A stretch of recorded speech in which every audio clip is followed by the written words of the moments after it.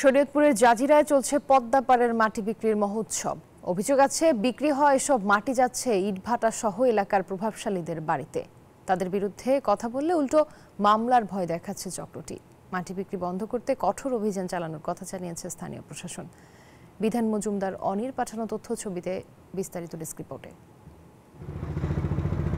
শরীয়তপুরের জাজিরা উপজেলার পালেরচর বাজারের পদ্মা তীরে দিনরাত চলছে মাটি উত্তোলনের এক বিশাল কর্মযজ্ঞ। প্রতিদিনই এভাবে অবৈধভাবে মাটি কেটে নিয়ে যাচ্ছে অসাধু ব্যবসায়ীরা। পানি উন্নয়ন বোর্ডের প্রকল্পের মাটিও বিক্রি করছে এই চক্র। প্রতি ট্রাক মাটি বিক্রি হচ্ছে ১৩০০ থেকে ২০০০ টাকায়।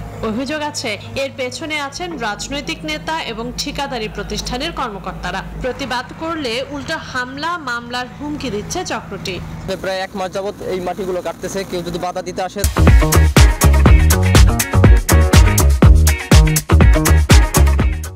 তাহলে তাদেরকে বিভিন্নভাবে হয়রানি করা হয়, তাদেরকে বিভিন্ন হামলা করা হয়। বালু উত্তোলনের কারণে ফসলি জমিন এবং আমাদের রাস্তাঘাট সবকিছুই নষ্ট হয়ে যাচ্ছে।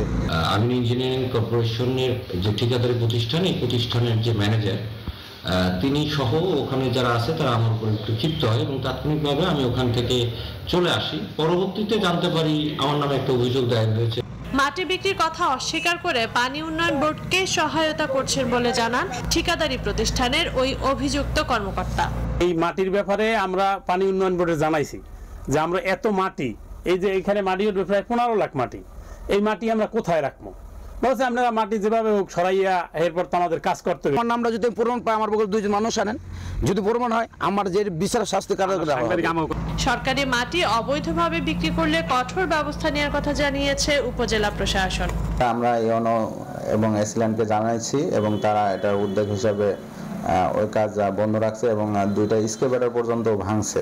মাটিগুলো পানি উন্নয়ন বোর্ডের সাথে বসে আমরা হয়তো নিলামের ব্যবস্থা নিব, এরকম একটা সিদ্ধান্ত নিয়েছি।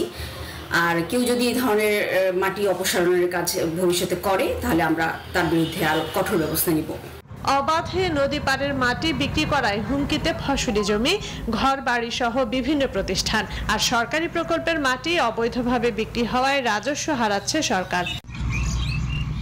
Desk report, news 24।